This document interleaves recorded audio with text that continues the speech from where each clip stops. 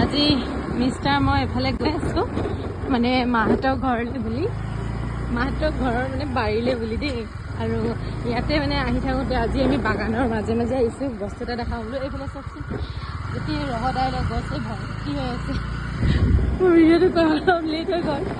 এইফালে মিষ্টাৰ আৰু মই, আৰু ৰাস্তাটো ইমানেই বেয়া মানে কি ক'ম আৰু, বাগানৰ ৰাস্তা বনাব বুলি বনাব বুলি শুনিছোঁ, কেতিয়া বনাই খালি এইটো নাজানো।